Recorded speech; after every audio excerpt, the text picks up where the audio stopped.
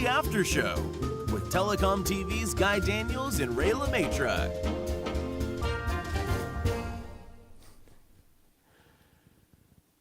Yes, it's the After Show, the end of day 3, the final day of this year's DSP Leaders Summit on OpenRAN. I'm Guy Daniels, Director of Content, and we are live on Telecom TV and also broadcasting to your favourite social media channels. Joining me now on the After Show is Editorial Director Ray LeMaitre. Hi Ray, time to unwind after this week's panels and keynotes? Unwind? Absolutely not. The OpenRAN train has left the station and is picking up speed. And I'm preparing for a flood of activity in the sector, and I reckon I've just got the fuel to keep me going. So there we have it. And of course, I'm pumped for today's session as well and looking forward to asking questions of today's panelists. Oh, the sign of a well-organised cocktail hour. Premium spirits, we like it. Of course, we need the help of our audience, so submit your questions now using the Q&A widget on the After Show Summit pages. And while you're there, please do take a look at our poll on OpenRAN technology.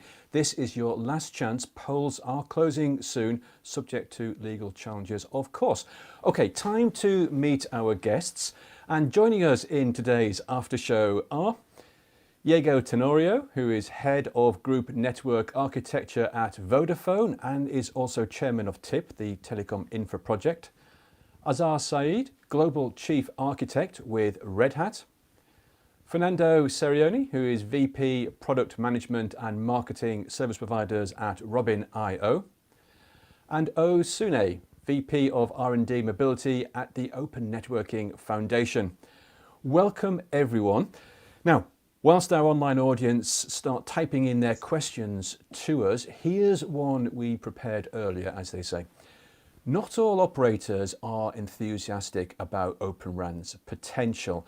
Is the OpenRAN market overhyped? Are some of the industry analyst projections just too optimistic? Ray, what do you think? Is there a danger that OpenRAN might end up not very impactful and just a niche area of development and rollouts? Well, I think as with other disruptive models, it's getting a lot of attention right now. And the hype is coming right now because there's a great deal of operator interest in OpenRAN's potential. And it's going to be a while before we can see the true time frames and the scale involved. Let's not forget that operators around the world, including OpenRAN's bigger supporters, are investing billions right now in traditional 5G radio access network gear. But will OpenRAN be the next WiMAX or PBT? I don't think so. The industry is changing and there's a great deal of substance behind the current developments. But let's see what our panel thinks.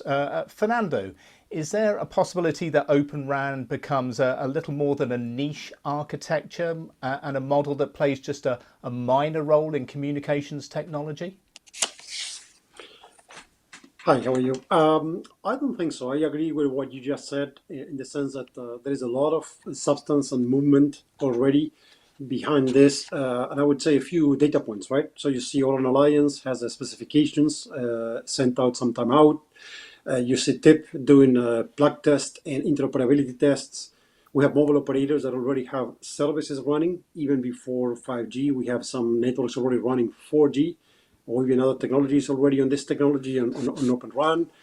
So I think that this is going to be much more than a niche. You see already a lot of commitments from, as you said, the vendor community as well. So you have smaller vendors that are providing innovation, but also you see some of the bigger vendors that have made announcements, well known like Nokia and Ericsson both have announced that they will be embracing OpenRAN in the years to come. So I think there is enough critical mass in terms of interest from operators, investment from vendors, and a good, robust set of specifications that are available out there, and a good demonstration on real-life world networks. Think about Rakuten, Dish coming with this, of course, Vodafone and others that are doing, making a commitment to launch their networks with this technology. Okay, yes. Yes, Azar. Hi, Ray. I think you said it right, which is that that train has left the station, which means, yes, I think Fernando already articulated in terms of number of people coming together this time. But more importantly, there's also an ORAN SC software committee that's actually looking at code for OpenRAN. And so they've started to develop, a RIC RAN intelligent controller. They've started to look at some of the XApps that run on RIC. So it's not just about providing a specification for people to implement, but it's also, proving their point by actually developing and delivering some sort of reference code so that people can actually do it. And that's really what drives the market, in our opinion. If you take a look at the open source model, the entire open source model is all about running code. And that running code actually drives an impetus into the market in terms of how, things get adopted. So in addition to the specifications, it's the real code. Okay. Oz, I saw your hand up there as well. Yeah. So in general, when we are as we are moving towards 5G, the most important thing that we ought to realize is we are also expanding on the types of use cases that 5G or a mobile network is going to deliver. So that effectively means the speed of innovation will need to increase as well. And at the core of OpenRAN is disaggregation and SDN. And those two, when combined, are the true catalysts for innovation. And at the same time, as these innovations come out, you need also a means of very rapid onboarding of these features. So the feature velocity is important. So bringing in the cloud principles in terms of CI/CD, etc., into this whole thing is actually what OpenRAN is, and that is going to give us the true 5G that we want. That is way beyond just providing broadband, enhanced broadband service. Okay. Diego, did you want to come in here at all? I mean, Vodafone's already made some Open RAN deployment commitments. Are you convinced that this is going to be more than just a niche architecture in the mobile infrastructure? Yes, absolutely. And I think I'll mention one thing that I think we haven't mentioned yet, and I agree that with everything that's been said, which is one of the main benefits of doing this and bringing Open RAN is to diversify the supply chain, is to create more alternative and to widen the ecosystem. That will not go away as a reason for doing this, and as of today is the best, if not the only way to do it. So I think it'll stay. I think we passed the point of no return, and this will not be niche. I think it'll be mainstream. Okay. All right. Okay, that's a very clear answer, clear message from today's panel. I think we got roughly the same kind of response yesterday. This was a question that we asked yesterday and got a lot of good responses. So we brought it forward today, but we got plenty more questions, some from yesterday, some fresh ones from today. So Guy, over to you for the next question. Yes, thank you, Ray. And we received this one about an hour ago. So thank you for sending this one in. Could OpenRAN ultimately make it easier for large enterprises to build their own networks and bypass CSPs? Oz, have you got any thoughts on this? So, great question. The private enterprise 5G is a greenfield network. So, building on what I just said, because it is a greenfield network, effectively, you need a solution where enterprises can scale things up as they get more and more comfortable with this new paradigm, and also add new features as they figure out exactly what the business model around this is. And that effectively requires an open RAN architecture.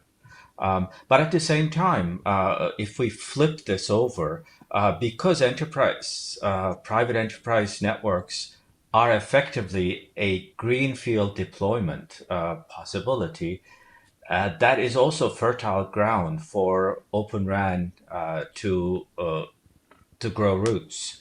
So I think both are going to enable each other, and and help each other out. Yeah, thanks, Ose. It's good to think about these private enterprise networks as greenfield sites. Diego, you like to come in and comment on that one? Yeah, I think from a carrier perspective, I think large enterprise are not bypassing CSPs not because they can't, but because they don't want to. Maybe that's what I would like to think. I would like to think that we are providing good value to them in terms of value-added services, in terms of expertise in building their private networks, which we can surely can do better than most of them. So the same as I would not build my own fleet of cars, I would expect that a large enterprise is not building their own network. That's to start. Now, I think as another reflection is, apart from this, OpenRAN is not making it easier for anybody. So if you're an enterprise and you want to set up your own network, it's much easier to buy integrated from an integrated service provider than it is to try to assemble and do the system integration yourself. So I think it'll add choices, which is a good thing, and it'll benefit the enterprises at the end as well as the operators. But it's not necessarily a tool that they can use to I don't know to become independent from the carrier, I think. Great. So just because theoretically you can doesn't necessarily mean you should. There's a whole raft of other reasons and factors involved here. Thanks for that. I think unless anybody else wants to comment, we should move on to our next viewer question. Ray? Okay, yes. So again, this is another one that came in late yesterday that we didn't have time for. And the question is, what do the panelists think that the first OpenRAN innovation use cases will be? What impact might OpenRAN have beyond just having lower cost deployments or opening up the ecosystem of technology suppliers? So Azar, let's start with you. What areas of innovation can we expect as OpenRAN becomes a bigger deal in the market? Thanks, Ray. I think OpenRAN actually provides a platform for disaggregation of hardware and software components. When you do disaggregation, history has shown that you then start to build hardware and software in an independent way, which actually drives innovation as time goes on. Now, having said that, of course, cost was one of the primary factors why people looked at OpenRAN to begin with. But when you actually disaggregate that completely, now you can drive, hardware capabilities independently and software capabilities independently, and use a cloud model to be able to integrate those things together to deliver an overall solution. Now, one of the things we're beginning to see now, for example, is OpenRAN architecture provides the capability to build a RAN intelligent controller. On top of the RAN intelligent controller, you can run new what is called as XApps. That's part of the ORAN specifications. Those XApps provide new capability. So for example, previously what was a closed system where the radio vendor did everything in terms of self-organizing those networks, the radio networks.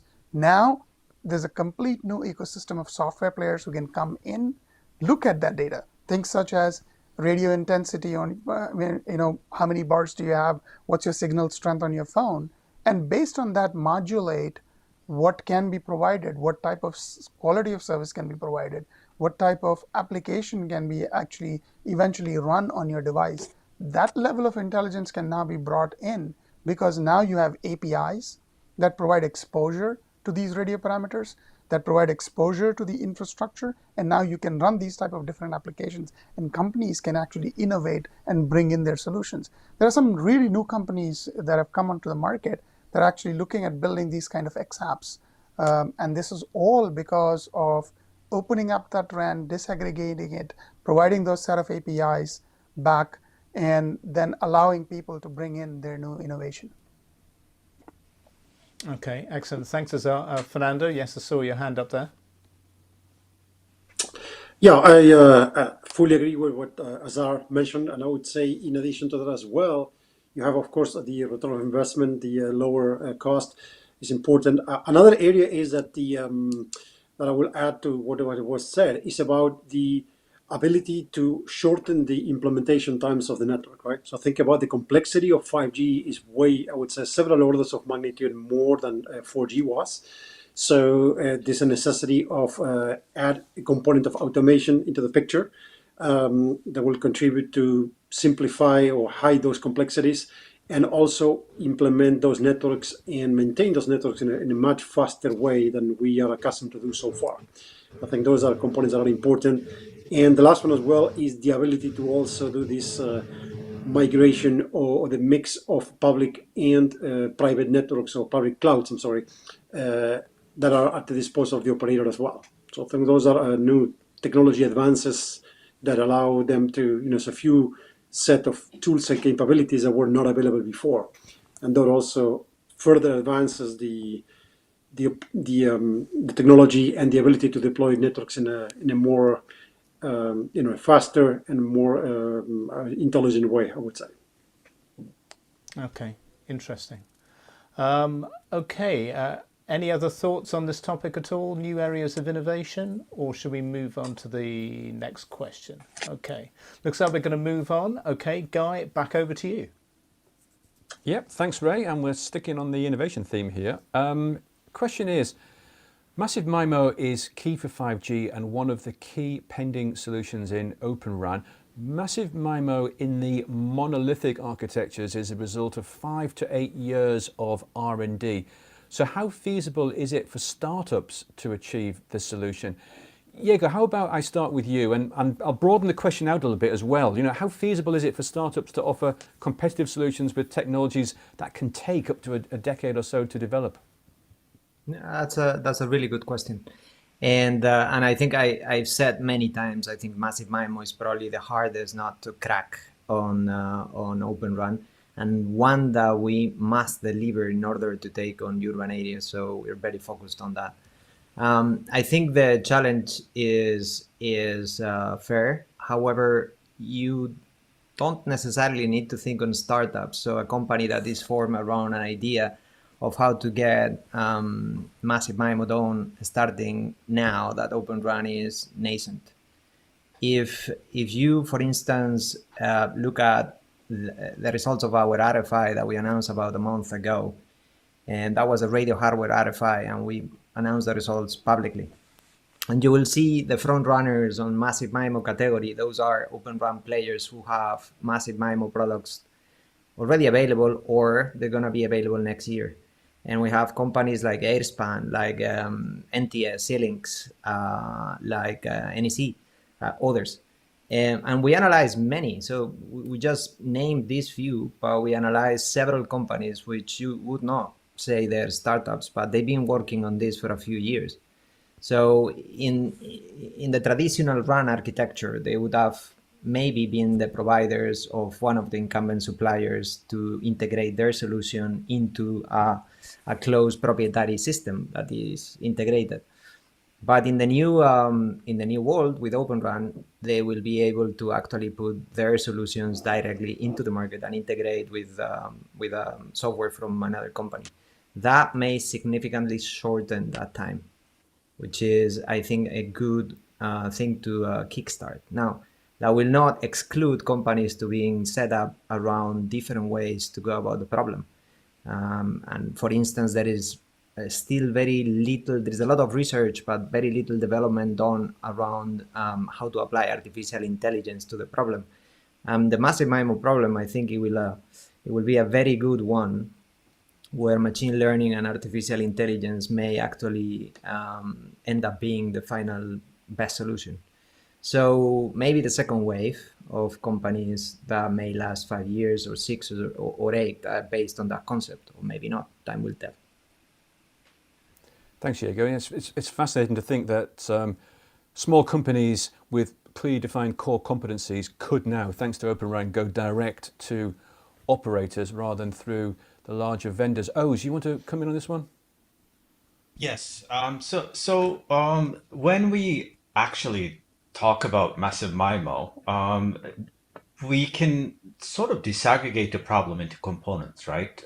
So there is a definitely RF antenna expertise that is necessary, but then there is a signal processing aspect, which basically, depending on the network state, tries to optimally leverage that hardware technology. And then there is the automation part, which is effectively looking at the network from a higher level and utilizing the hardware plus the signal processing technology to maybe mitigate interference or increase the quality of experience for a given user. So when one nice thing about OpenRAN is it also enables us to disaggregate a complicated problem like massive MIMO into hardware, software, and even within the software, the intelligence and the automation. And you could easily imagine a startup zeroing in on a subset of the massive MIMO problem in the OpenRAN space and innovate around it. Okay, yes, indeed. Thanks for that. Well, we are at about the halfway stage here, so Ray, perhaps we should take a quick break from the questions and have a look at our polling numbers. I just want to check, Fernando, did you want to come in on that question as well? Did I see you raise your hand, or I don't want to miss you out? No, okay. Beg your pardon, sorry. Okay, yes. Let's talk about the poll. Yeah, absolutely. So yes, we've had a poll during this week's OpenRAN summit, and we've asked the question: when will an OpenRAN architecture be able to deliver an equivalent carrier-grade performance to that of traditional radio access network systems? And as you can see, and this has changed a little bit during this week, but still throughout this week, the main response, the most popular response, has been by 2024. So within the next 3 years or so, we're at 42.4% now of people voting think that we're going to get equivalence. But of course, as you can see, it's kind of spread. There's 14% is pretty high to say that it already can. But if we look further down the stack, there's a core. There's always been a core number of people who believe that OpenRAN technology will never be able to match what comes out of the traditional system vendors. So a good mix of timelines there, but it seems clear that there's a majority of people believe that over the course of the next 5 or 6 years that we're going to see real equivalence there, and I think that's probably reflected in some of the industry analyst projections as well about where CapEx is going to shift and how spending patterns are going to change. But of course, this is all crystal ball stuff, and it'd be interesting to ask the same question next year and see what kind of response we get. So thanks for voting, and Guy, this poll is still open, isn't it? People can still go and still add their vote to this poll. Oh, yes, it is, Ray. They can. There's still a little bit of time left before we close the polls. But Azar, I think you want to come in on perhaps our poll findings to date. Yeah, no, actually, I was amused at the question that was phrased. I think if people are reading too much into that question that says, when will OpenRAN replace 2G, 3G, 4G, and 5G, the answer may be never. But if you phrase it as, when will it replace the traditional 4G RAN, then the answer could be a lot sooner. Because I don't think OpenRAN's focus is to actually deliver 2G or 3G capabilities anymore. And 2G and 3G is almost on its tail end. It's already being, frequencies have already been farmed out towards LTE and 4G. So that was the only reason I think some people may be reading that question too literally and saying, okay, it's never going to happen because never 2G and 3G will never move to an OpenRAN model. Yeah, thanks, Azar. And Jaco, you want to jump in on this as well? I want to kindly disagree. I think as an operator, there is this notion that you can overlay a new solution using OpenRAN or simply from a different vendor to do your 5G, or maybe your 4G and your 5G, but not your 2G or your 3G. 3G on 3G, I would agree that it may be less of a topic, because at the end we're gonna shut it down before we shut down 2G. So by the time that OpenRAN becomes mainstream or we roll out massively, you may not even need 3G. So I would agree on that. But 2G is gonna stay for the foreseeable future. Is a good layer to carry the voice. There are IoT devices out there that is, it'd be very costly to replace. So at the end, having a 2G system occupying part of your spectrum, or even 2G, 3G if you may, from a different vendor, and then overlaying an alien system that you want to do 4G and 5G on it, it's just not going to work. So this is one of the, I think, misconceptions that are out there. When you roll out OpenRAN, you have to actually take on the whole single RAN stack and replace what's on site. So you have to do a full swap out. And in that case, you may need 3G or not, but you're surely gonna need 2G. And people ask us, why do we have these polls? And this is the reason, because it stimulates debate. Thanks very much. Yes, and as we just said, you can still get your views in and contribute to the poll. We're not quite closing it just yet. And please, there is a little bit more time to send in questions. We do have another 15 minutes or so left of our programme, so we'll try and squeeze in as many as we can. Speaking of which, Ray, do we have a new question? We do. I'm in danger of repeating myself here, but I thought Fernando put his hand up there wanting to comment on the poll. Or have I missed that again, Fernando? Did you want to comment on the poll? It's okay. I think I would agree with Iago. I think definitely you see the state. There is definitely the all G is something that OpenRAN, even when everybody's focusing on today, of course, all the benefits of 5G.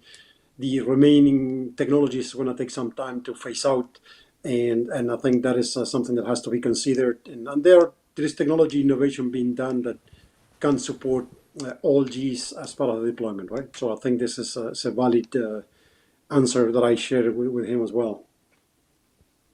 Okay, excellent. By the way, I voted for 2024. All right, okay, there we go. So we know at least how one person out of the near 100 we've got so far has voted. So okay. So actually, we've got the next question which has come in just this afternoon, is kind of related to this really, because the question is, multiple speakers have talked about 2024 as the best time for when OpenRAN will be deployed in commercial networks. In the meantime, many operators will deploy traditional 5G radio access networks and have a large installed base by 2024. And this is what we're seeing now. What is the strategy then? Is it a switch or replace with OpenRAN, with multi-vendor RU, DU, CU and RIC? Or will investments be still so new and fresh that this wouldn't be feasible, or the CFO might not sign on it? How is this going to work? Is there going to be areas of OpenRAN in fresh areas development? How long will the current deployments last? Iago, can you shed some insight on how this is maybe going to phase in? What's going to happen with the investments that are happening right now? It is a very fair point indeed. But listen, there is never a perfect time or a perfect window of opportunity to get a new technology in. It happened when single RAN first came in. It happened with the remote radiohead before its time. It happened when Huawei came in as a new option to Europe. I think the investment in the network is a never-ending story. So you may think of 5G as a big wave of very strong investments concentrated in a narrow time. So there is 1 or 2 years and then everything is done. In reality, I think deploying a new technology in the network is a bit like keeping the Golden Gate painted. So once you finish in one end, you start with a new wave on the other. So arguably, it is true that, of course, if OpenRAN would be absolutely ready to take on urban areas before you even start to deliver the 5G to our customers, and it would be completely, in parity with the incumbent solution, that would be ideal. But chances are that's not going to happen. So if you put that together with what I just said on the previous question, which is if you want to roll out OpenRAN, you have to take on everything that's on the side. You have to replace the entire radio kit for a new one. Then, yeah, it's a conundrum, but it's not new. It's always been like this. OpenRAN, the reality is today, we think it's ready to take on rural areas. 5G will come soon, at least on FDD, and then we will be able to take on some urban areas that can't wait for massive MIMO. And then hopefully in 2022, we're estimating that we will have good massive MIMO solutions, and then we will roll out in urban areas. Will we have finished rolling out massive MIMO with the incumbent solution in urban areas by 2022? No, I don't think so. So there'll be a space. Will we have to equally eventually swap out some of the kit that we rolled out in the first place?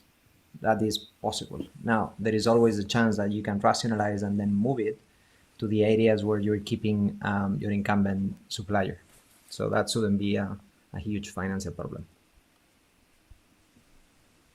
Okay, interesting. Okay, great. Thanks for those insights, Diego. Does anybody else want to come in on this question at all in terms of timing and how the deployments might happen? Or should we move on to the next question? I think we'll move on to the next question because we've had some more coming in. Guy, over to you. Yes, this question's just come in a few minutes ago. Azar, I might ask this of you first. Beyond open interfaces, what, if any, is the importance of open source to the success of OpenRAN? Absolutely, Guy. Open source, so I think I mentioned briefly in my previous comment there in terms of innovation. Two things. First of all, disaggregation allows you to build things on a cloud platform. That cloud platform is now extensible not just from your core data center, but also into your far edge and remote locations where your OpenRAN components are being deployed, like the DU or like the RIC and the CU, for example. So that cloud platform is generally based on open source.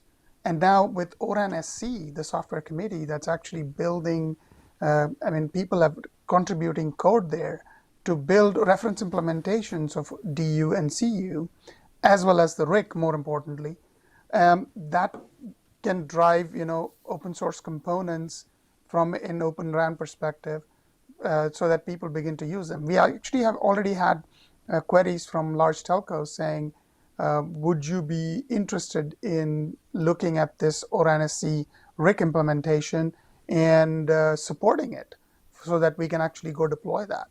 Now, obviously, Red Hat is in the business of building platforms, not the applications or components that are on top of it. But I think there's opportunity. What I'm really trying to say is there's opportunity for people to take up, similar to the ONAP distributions, the ODL Open Daylight distributions, and take up ORAN SC based distributions and actually support them for people who want to actually go deploy that.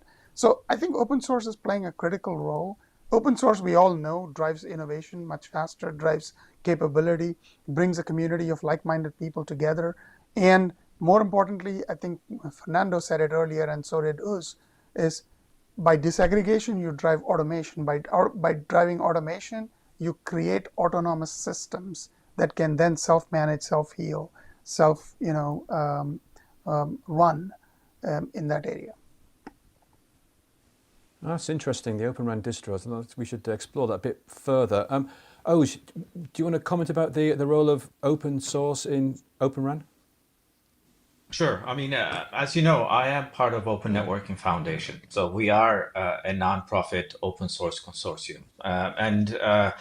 You may also know that we have recently, announced SDRAN as a new project where a lot of our partner operators and vendors have already formed an ecosystem where we are developing a near real-time RIC, etc. So based on my experience with open source is the following. OpenRAN beyond APIs, we're talking about again disaggregation and SDN fueling innovation. And with RAN, standardization and specification is a very, very important aspect of how things get deployed in a multi-vendor setting. So when you tie the two, we are actually entering an area where software, the speed of innovation will most likely be faster than the speed of specifications. So we are going to move to what I would call a software-driven standardization in the RAN space. And as a consequence, the software community, the open source software community, being the leader in innovating and trying new things, and then feeding that back to ORAN Alliance and 3GPP and forming a cyclical innovation cycle is going to actually dramatically change how fast we bring in new innovation and to the new releases of standardization. So I believe in the open era, open source is going to play a very, very critical role in not only building maybe the different non-differentiated components for vendors to pick up and add their secret sauce for their own products, but also being part of the specification sort of cycle. I think. Yeah, this has to Sorry. lead to open collaboration, has to. Yeah, I one don't want important to, point. I yeah, think. sorry, Azar, go on. Oh, sorry. No, one important point I think was raised was previously we were used to a model of specification drives implementation. In the open source world, it's quite the opposite. Implementations actually drive that cycle of specification change, which then drives new implementation and new innovation. I think that's a really important point. Great, thanks, Azar. Anybody else want to comment on this one before we move it along? No, haven't missed anybody out. That's good. Ray, in that case, we might have time for one more question, I think, or two if we can squeeze them in. Yep. Okay. Well, we've got a number to choose from, but we're going to take them in order. So we've got a question that swings back to the systems integration debate here. With ORAN architecture being a labyrinth of different vendors, does the panel think it's good practice for the operator to work with a vendor agnostic or neutral systems integrator that will be the single hand to shake, the main company to work with? What are the options here in bringing all the disparate technology elements and players and innovators and developers together?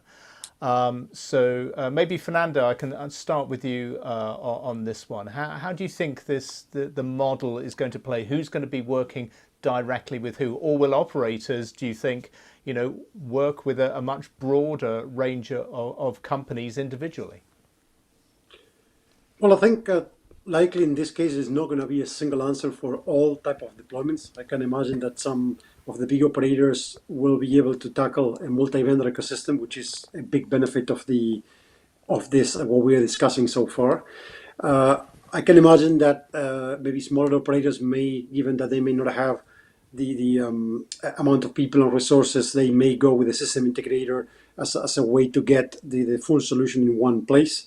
And in fact, we see a number of well-known worldwide system integrators doing from the point of view of consulting, as well as for the point of view of implementing or even designing the networks that they are involved in some of these networks. So I would say that there will be a mix of operators taking this themselves and at the same time complemented in some cases with system integrators that will be doing the compilation of the whole solution or putting in some way, taking responsibility of the end-to-end. I see both scenarios there. Okay. And Jago, you want to come in on this one? Yeah, I agree with Fernando. I think that having a vendor agnostic single hand to shake is one of the options. It'll be one choice. For some operators, it may be the best choice. Some others may decide to take on the challenge themselves if they're big enough. And there may be other ways of doing it. So one of the vendors in the mix may actually prime the contract and integrate everything themselves, and so on. I think one aspect that we need to remember, we must not forget that OpenRAN being a global movement is very important, actually more important than combining all these ways, is how to combine them so that there is no duplicate effort. So if we stop at the model at Right. which there is one agnostic player who's integrating this on a one-to-one relationship with an operator, we will probably destroy the benefit. Because frankly, I mean, the number of combinations, even if it can be big, but it's not going to be infinite. So what someone does in the US region may be very useful for someone in Asia, may be very useful for someone to reuse in Europe. So I think there's probably a space for someone to play the role of a central marketplace where whichever integration you're actually working on in whichever model, you can contribute it, and in exchange you can also receive value from what other people are doing. We are looking at ways of doing that in TIP, and I think we are best placed to play that role. So it's a possibility. Yeah, well, there seems to be certainly be a gravitation, I think, around a smaller number of industry organisations. Goodness knows there's plenty of them out there, but we seem to be getting down to a core number now who are attracting the interest and the input from the community, and yeah, it certainly looks like it's going that way. Okay, if no more comments on that one, Guy, we are probably coming up to being kicked out of the studio, but have we got time for one more question, do you think? I think we can squeeze one in. I'm just looking at the clock at the far end of the studio wall. I think we can squeeze one in. I've got a quick question in here. Let me put it to all of you, the whole panel, if anybody wants to comment on this one. It's a short one. We've been talking about network operators, vendors, systems integrators, developers, but how likely are the cloud hyperscalers to play a significant role in the development of OpenRAN? Anybody got a view? Oz, maybe I can start with you. Sorry to pick on you first, but maybe I can pick on you for a view on that. Happy to. So basically, what is happening with OpenRAN is with disaggregation, certain components are being virtualized, and new actually platform components are being created in the form of near real-time RIC and non-real-time RIC. So, and as we know, that hyperscalers have started optimizing their cloud offerings for telco needs. So we see all hyperscalers actually having now new business verticals specifically geared towards telcos. So in that specific new vertical that hyperscalers have, I know that a fair number of them, almost all of them, are going to actually populate their cloud offerings, not only with just an infrastructure and maybe a container or a VM or orchestration environment, but also platforms in the form of maybe a near real-time RIC and maybe even some machine learning libraries optimized towards XApps and offer that to the operators as a service. So this is definitely going to be a reality. So I can safely say hyperscalers are going to start playing a part in the OpenRAN ecosystem. Thank you, Oz. Appreciate your answer there. And well, I think you all want to join in now, but Fernando, let me go to you next. Yeah, so definitely agree with us said. So you see already, in fact, the initial steps of these hyperscalers doing so. So as each of them, all three of them have already a telecom division. They have people that are joining them from being telco vendors or telco operators in the telecom space. So definitely hyperscalers have a role to play. I think in many cases increasingly so. And you see also in terms of some of the upcoming big deployments, let's say in the US and other regions where hyperscalers are going to be a component of the network, right? To some of the on the cloud deployments. So absolutely, they will be running, having a big role. Now, I don't think that they will replace completely. The mobile operator still has a lot of roles to play and drive those deployments. So I see them some partnerships developing there, and it will be interesting to see how this plays out in the coming years. Indeed, thanks. And Azar? Yeah, very quickly, I think both Uz and Fernando already described the hyperscaler structure and how they are organizing. What hyperscalers really doing is expanding their footprint towards the edge. What that allows them to do is actually start to run some of those OpenRAN control plane functions at the edge. So it's not impossible for them to run, for example, if purely technologically, CU control plane, right? CUCP at that particular edge footprint. Now, can they go the next step and offer RAN as a service by partnering with the tower company or facilities company and actually do that and also start to run DU in an outpost type of environment or something else? It's not impossible to see that in the future, but certainly because of that edge footprint, they already have and they're partnering with telcos to actually build out that particular edge footprint by offering, to build that in exchange for co-location. They can certainly run those control plane components over there. So, yeah. Great, interesting. And Diego, do you want a final comment on the role of hyperscalers in OpenRAN, or in OpenRAN in general? Yeah, I think the growing need for a growing vast amount of general purpose computing hardware is undeniable, and that, of course, that will attract hyperscalers because that is the core of their business. So I agree with what my colleague said. I would add, I think, a couple of reflections. One is, make no mistake, Cloud RAN and Open RAN are two different things. So you can run your Open RAN architecture in a distributed manner, very much like today, and not using the cloud for anything. Then I agree that something like a very small outpost would still be possible, but it's more difficult. And equally, you can actually run your traditional RAN workloads on the cloud. And that is already possible with some suppliers. And if it's not for others, it's going to be possible very soon. So nothing stops you from centralizing your CU workloads and run them on the cloud. Now, for some operators, hyperscalers may be a choice, and they'll have a role to play. For some others, I think probably not, in the same way that hyperscalers have not penetrated in their core after virtualization. So I think, it remains difficult to see exactly to what extent they're going to penetrate, but it's an option. Thank you, Diego. And yes, indeed, that brings us to the end of the show today. A big thank you to all of you, all our guests, for joining us for our after show program. All of our content is now available to watch on demand here on Telecom TV as part of our ongoing OpenRAN channel. But that is it from the OpenRAN Summit, our first but certainly not our last. Thank you to all our participants, sponsors and partners, and our viewers for making this such a success. We've had great feedback.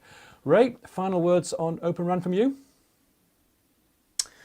Well, I think it's clear that OpenRAN is here to stay. After this week, I'm not sure I'm here to stay, but I think it's fair to say that OpenRAN will not be an also-RAN. That's my final word. Oh, nice. Well, we'll be back again in December for one more DSP Leaders event this year. Yes, we may not be able to meet in person, but that's not going to stop us from hosting our annual Great Telco Debate. So watch out for previews for December's Great Telco Debate. And you never know, Ray and I might just be back with another seasonal after show. If you've been watching us live, you may be interested to know that the United Nations General Assembly has designated November the 19th as World Toilet Day. Time then to flush all those proprietary RAN solutions down the pan. Thank you for watching the OpenRAN Summit, and we will see you again soon. Goodbye. The after show was recorded in front of a live online audience.